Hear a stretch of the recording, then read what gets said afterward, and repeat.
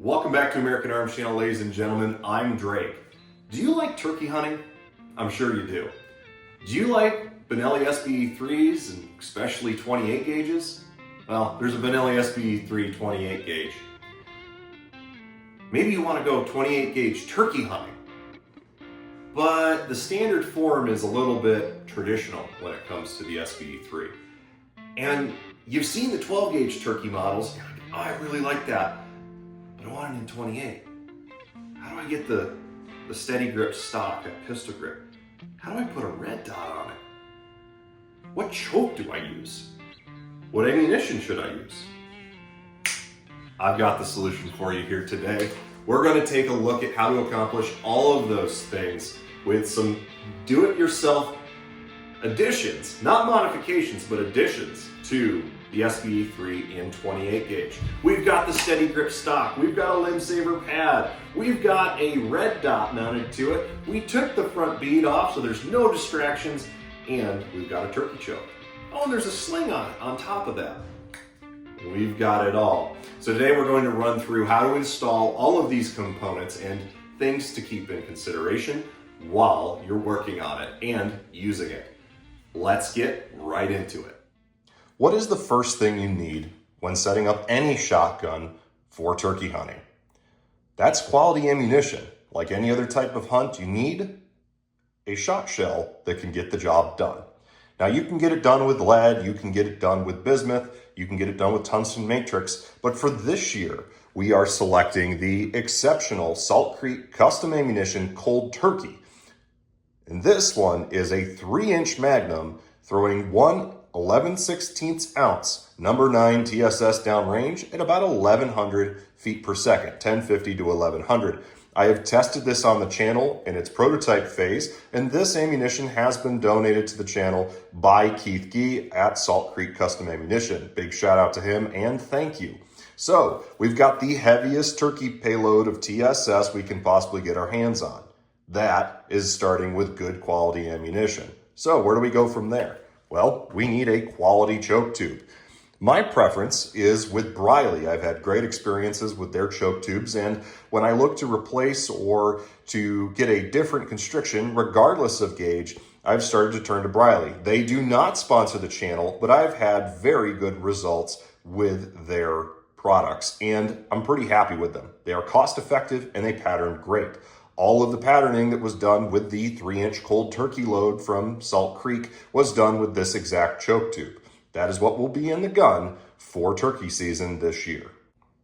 Next, you're going to need some form of an optic if you don't want to run a straight bead. Personally, and for my wife, I really like red dots for a turkey hunting shotgun or a deer slug gun.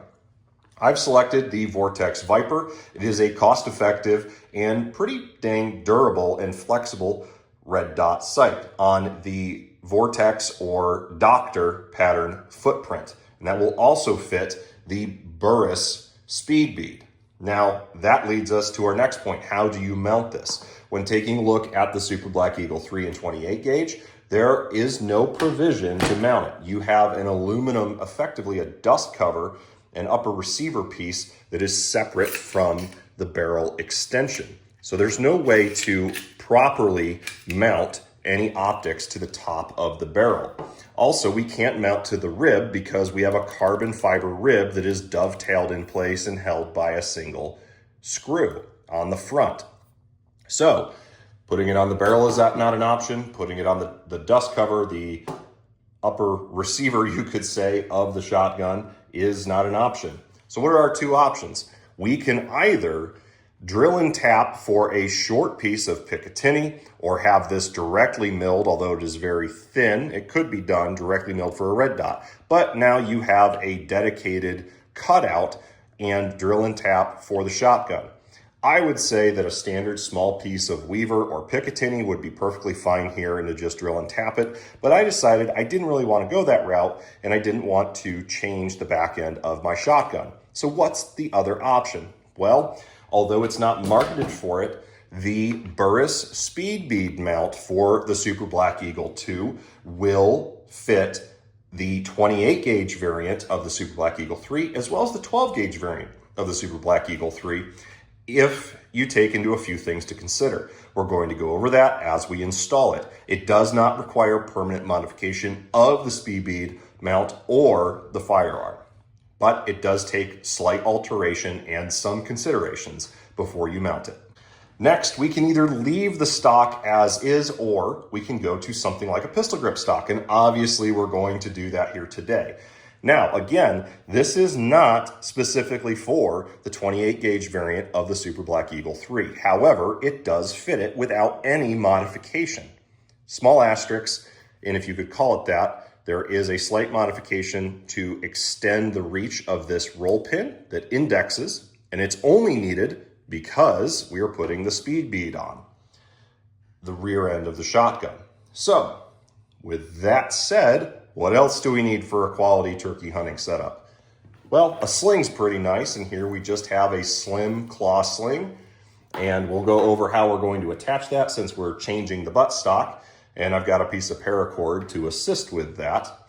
And because the butt pad on this Super Black Eagle 2 Supernova pattern buttstock is not the softest, we are actually going to replace it with a Limbsaver, and we're going to secure that. There are more properly fitted ones, but I'm doing redneck gunsmithing, and we're just going to use what I have in my toolbox. And this also helps my wife because she is a little bit recoil sensitive because of her back. So we will put this on instead of running the other. Totally up to you, but that's what I'm doing for this setup this spring.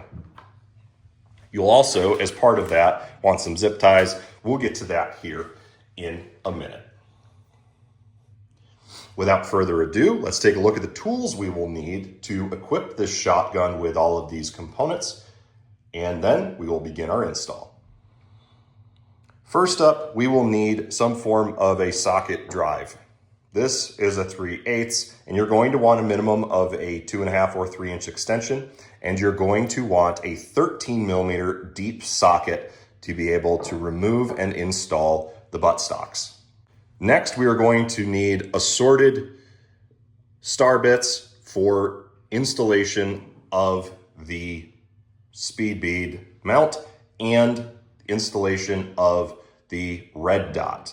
Depending upon your model of red dot and what you select to use for your Speed bead, you will potentially need an Allen wrench kit or specific sizes. It's going to depend upon which optic you select. We're going to need a small screwdriver to remove the front bead off the shotgun so it isn't distracting to the eye, since we are already going to have a red dot sight, and it's not necessarily going to be co-witnessing because of the way my wife likes to have the shotgun set up, and it doesn't bother me. So this is totally optional, but if you want to remove that front sight so it's not distracting you from the red or green dot that you're mounting, just have a little screwdriver, and we'll go over how to do that here shortly. Install and removal of the choke tube. You may or may not want to have your Benelli choke tube tool. This also is handy for breaking down the shotgun by punching that cross pin that holds in the trigger group. We will not be removing the trigger group during this exercise, as once installed, the buttstock will not allow for the trigger group to be pulled out. Slight detriment to this modification, if you can call it that, but just something to note. Lastly, you're going to want some form of a punch set to take care of a few items that we will go over. However, it is not entirely necessary, but it will help you in removing the roll pins that come in the Speed bead mount that are not needed for this install. And lastly, you're going to want some form of light thread locker to keep the optic in place. Now that we've laid everything out, let's get to installing our components. To make things easier on us, we're going to disassemble the shotgun. If you have your Benelli completely assembled, obviously you'll need to pull the barrel and remove the other components, such as the bolt group, to give yourself a little bit more freedom. Next, we are going to pull the butt pad. Grab it by the toe. Remember, it looks like a foot as you stand it up. This is the heel, this is the toe. Grab the pad by the toe and pull it on out. It might be a bit stiff, especially if you haven't done it very much. Now, down inside the buttstock, you will see your retention nut, lock washer, and cast and drop plate. This is what you're going to remove in order to install the pistol grip stock. We're going to take our 13mm deep socket, and pardon the view here, but we are going to break that loose. And once it's far enough out, I like to grab the trigger in the trigger guard, hold the stock. I will detach the ratchet, and now I will just turn it loose by hand. If it's still too tough, just keep using the ratchet. I find this makes it a little bit easier for me instead of having to swing the ratchet around constantly. And part of the reason you want the deep socket is because you want to capture that nut and you don't want to be partially grabbing it and stripping it out. So now we can dump that on the table. And if we hold our buttstock and our receiver, we can tip this up, give it a shake. There's our lock washer. And now we can pull the buttstock right on off the firearm here if our retention plate, there it comes, doesn't want to disagree with us. And there we are, the buttstock has been removed. You will need your nut and your lock washer. You do not need your drop and cast plate. You also do not need your drop and cast shim that is up against the receiver. That is not really compatible with this setup, so we are going to put that into our toolkit and keep it for when we return it to a wing shooting form. Now we are ready to install our speed bead and our buttstock. Next, we need to prep our optic mount. So we're going to take our speed bead out of the package. When you remove your speed bead out of the package for the first time, it will have a low or medium height plate on it that is friction fit to these posts, and it also reflects that on the 4 points here on the optics plate. If you have an optic that only utilizes 2 of these stabilizing posts instead of all 4, you can modify this plate, or you could modify the base mount itself. You're going to want to utilize the plates provided to adjust the overall height of the optic. Also of note is that you will have stickers that can be applied to the underside here to prevent marring of the stock and or receiver. Those are important, but they will not provide enough shimming or cushion on the Super Black Eagle 3 28 gauge because this is designed to interface with the receiver and stock contours of the Super Black Eagle 2 and could be adjusted to fit the SBE 1 as well as the 12 gauge variants of the SBE 3. Let's keep that in mind. Also of note is that you will have 2 roll pins in this metal plate that comprises the base of the mount and what interfaces between your stock and the rear of your receiver to secure the mount in place. You will want to take your punch set that I noted earlier and just drift those out. They're not retained very securely as far as taking a lot of force, so a brass punch and a few light taps will take them completely out of this plate, but you do want to remove those. They are not compatible with this setup. Of note, the Super Black Eagle 2 Supernova patterned pistol grip stock, or steady grip stock, as Benelli notes, its designation, has a plastic indexing pin as part of the main body on the top and a roll pin on the bottom. This roll pin does not protrude very far enough to secure this mount. And as you can see here, we have enough protrusion on top, but we have just enough protrusion here. We need more on the bottom than we need the top, but we don't want too much as the indexing holes in the rear of the receiver are not all that deep. You can go to a different pin and you could drill this out and drive in a very similar pin. But what I did to get the proper length on the bottom roll pin is take a number 3 steel pellet, drop it into the bottom, tap it just a little bit with a punch, and then insert the roll pin, which has given me enough length to secure both the speed bead and index with the stock properly. Very simple modification that won't ruin anything, but those are points of note for the install process. As noted in your package, you will have different height and different length screws, optic mount plates, a Allen key, lock washers, etc. So you can select what is going to work for you. And here in this baggie are the 2 roll pins that you knock out of that plate for this install. You can run this as high as you want with the base mount, the high mount, and the low mount together, in which case you will want to use these screws and you will want to use that Allen kit that I noted before. But it all comes down to how you want to stack that. Perhaps of most importance is the shim that is required to go between the Speed bead and the rear top of the receiver. This here is a piece of micarta that I cut out from a old knife handle, pocket knife handle that was laying in my junk drawer. So I trimmed it to proper size, and then I used the Dremel tool to contour the bottom of it to fit the contours of the receiver.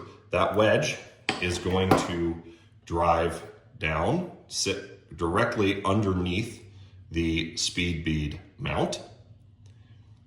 And we have a set post here that is indexed here and presses against the top of the stock. So when we are completely installed, we will need to have that index pressing down so that we both level the bead and keep it from flexing under recoil or being bumped. So you do have to shim this, and you can use anything you want. You could use some wood, you could use a piece of plastic.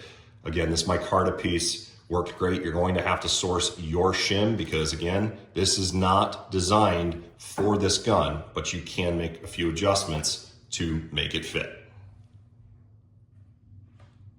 Now that we've gone through the interface of the mount, the stock, and the rear of the receiver, we're going to need to set up our stock to slip onto the back end of the receiver with the Speed bead mount. Now, same thing as before, we're going to grab the butt pad on our pistol grip stock and pull it forward without throwing everything off the table, and that one's a pretty hard fit. This plate here that is your sling plate is also your retaining plate. I suggest leaving something here like this old piece of zip tie to just keep that in place and prevent you from having to deal with it wobbling around or falling out of the stock until it's installed. So just point of note there. Also point of note, if the set pin for tension on the Speed bead has been driven down, you're going to want to take your Allen key set or the Allen key that is provided with the Speed bead and push it up so that there is no contact with the stock. This will make it easier for you to push it over both the roll pin, bottom indexing pin, as well as the top pin. You can then, to help hold it in place, take that little Allen key and work it down until it touches the stock and provides a little bit of tension. There it is. Now it doesn't want to come off as easy, and we are ready to install onto the shotgun frame. Simple enough. We're going to take our shotgun frame and we are going to push it through the stock, and because we've already indexed our retention plate and sling loop, we are going to be just fine. We are then going to match up our indexing pins on the receiver. You will notice the overhang here. That is because you've got a 12 gauge frame stock on a 28 gauge frame receiver. It's fine. It's not going to cause any problems. We are now ready to install the stock, cinch it down, and then address tensioning of the bead. As we saw before, there is our receiver extension, our action spring tube post. We're going to drop our lock washer on it, and then I'm just going to take the socket wrench here, and remember, flat side down, step side up. So we're going to drop the step side in, and I'm just going to use this socket to help index that and get the thread started. Once that threading has started, we just turn it until we start to get some tension, and that's when we can take our socket wrench, our drive wrench here, and cinch down. Before I completely tighten up, I'm going to stop. I'm going to double check my alignment here, make sure I haven't messed anything up with my indexing pins. Everything's looking pretty dang good.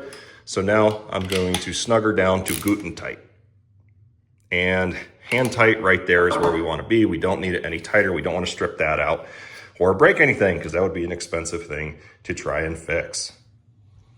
The next thing I'm going to do is actually loosen that stock tension pin set screw a little bit. So I'm going to come in here, find the index, and it's at a little bit of angle, and I'm just going to turn it out. I'm going to leave the Allen key right there, and we can see that there's a bit of flex. So I'm now going to take this wedge and I'm just going to push it down underneath. One thing that's helpful is a nylon punch, and I'm just going to use that punch by hand to push this all the way down under and flush it up. We're going to get that nice and snug in there. Now we're going to turn this down until it is again Guten tight, and we'll just make sure that it doesn't want to move. And we don't need to get stupid with it, because this is, after all, just an aluminum mount. We can see how that's kind of leveled out with the top plane of the receiver. And if you set your optic on this, you're going to get pretty much a true co-witness down the rib. So we do want to raise that a little bit. And you can put some Loctite on that if you want. I have not had to. It just has not come loose, and that wedge has not worked its way out during live fire. So this seems to be a pretty good setup, but your mileage may vary. Again, we're kind of putting components on a firearm that they're not necessarily intended for, but they are compatible. We're going to make sure that we index our holes appropriately. These 4 posts obviously are going to keep it, but mounting to the plate itself is going to be important. If you get that switched around, which you can do, you're going to be a little bit bummed and have to pull it back apart. So just mind that. Personal experience there. And that snaps right in place, as you can hear, and now it's ready to be a little bit above the rib once we mount the optic itself. We are now ready to mount our optic. This Vortex razor comes with a Weaver and Picatinny base already installed on it. So we're going to need a number 10 star bit to remove it. There are 2 indexed right here, and we're just going to screw those guys right on out. And once those are all the way out, we can remove it from its base. Make sure that when you're installing your red dot, whether it's the Burris Speed bead, whether it's a Vortex, a Doctor footprint, no name optic, whatever it may be, you know, these are pretty cost effective at right at to just over $100 typically on sale. So this Vortex is in my opinion a pretty good option for what we're using it for. But do keep in mind, you do need to have your gasket installed. They usually come with 1 or 2 in the box, and we're going to run a different thread, or excuse me, not a different thread, but a different screw on this. And it's nice to match it up with the Burris screws that are provided, because you're for sure on that thread pattern for the mount. So our disc battery is installed and working. We've already confirmed. Now we're just going to make sure the gasket lines up when we mount it to the Speed bead.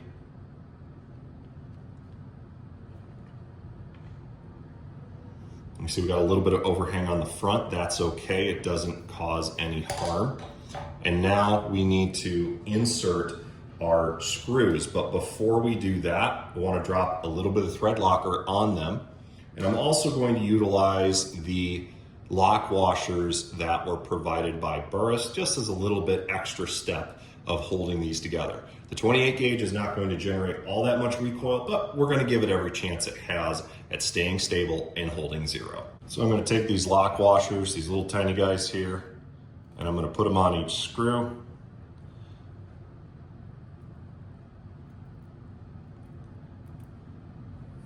And then I'm going to put a dab of thread locker on the end there. Now is the three-handed operation, especially with the camera.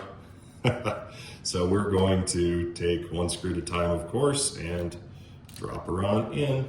And this is going to utilize these screws that came with the mount is going to utilize the same Allen key size that was provided. So we're just going to put that down to have a little bit of tension. We're going to get the other one in there. Push it all the way down to the bottom until it stops. Now start turning in. Tighten.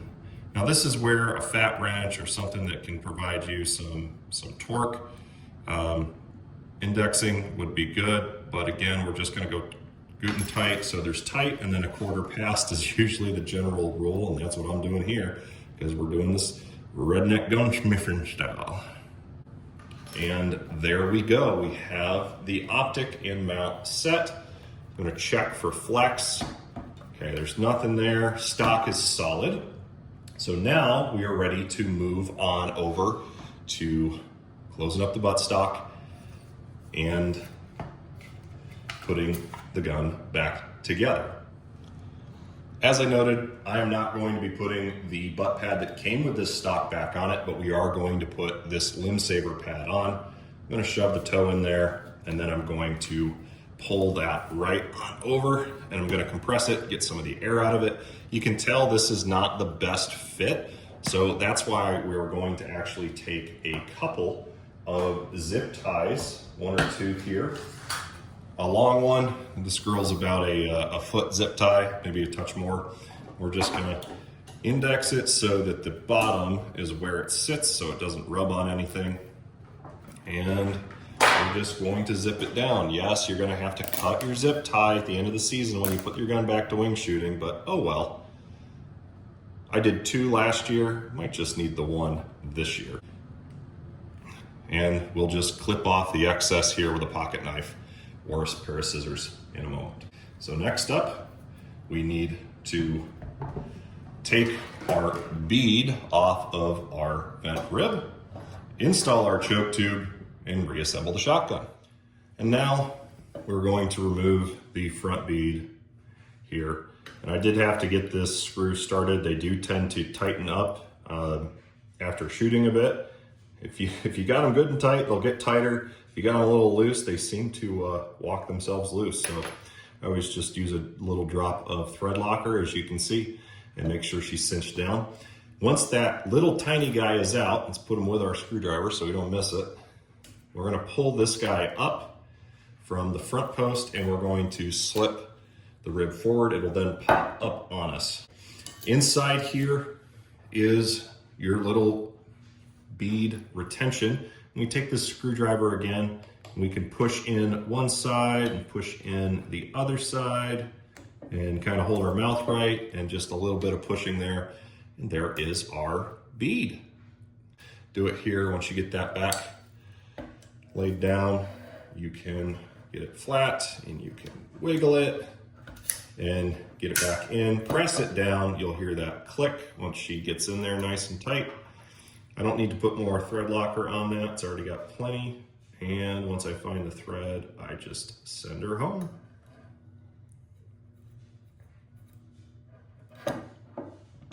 Next up, we're going to swap our choke tubes.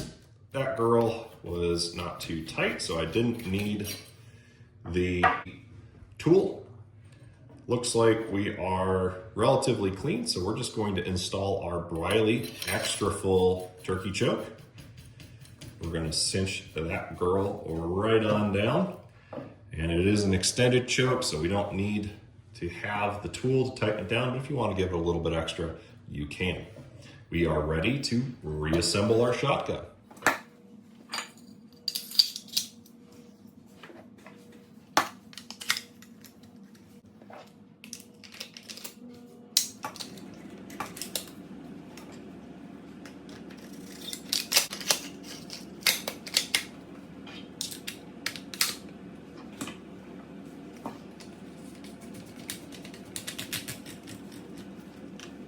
And there we go. We have completely reassembled our Super Black Eagle 3 and 28 gauge we have it pretty much ready to go. All we're going to do now is put our sling on. Well, here it is. Completely decked out with steady grip, Benelli SBE2 Supernova stock, a Limbsaver slip-on butt pad, jerry-rigged with some redneck gunsmithing to take a sling setup and retain that butt pad. Again, we went to our standard bolt handle just because it's not shiny like the other one. Took our bead off. We've got our Briley choke tube installed, our Vortex red dot with the Speed bead. Everything's solid on and then relatively bore sighted. So all that's left is to go out to the range, get this thing sighted in, and confirm a couple patterns with the cold turkey heavy 28 gauge loads. I will note, because of the additional weight of the buttstock and the optic combined on this shotgun, you will not have perfectly reliable cycling with 3/4 ounce to 1 ounce target and field loads, but 3-inch magnums, especially with the heavy turkey loads, will cycle just fine. And this particular shotgun does have an upgraded, I should say, or modified spring. It's just a 12 gauge spring cut down to the 28 gauge action spring length to go in there because the original was fatiguing pretty quick and needed to be replaced. So just keep that in mind. This is a turkey gun setup, so don't expect it to run lower velocity, standard weight payloads reliably, but your heavy turkey loads and your 3-inch pheasant loads from Fiocchi will work in the gun. As always, guys, God bless, keep your powder dry,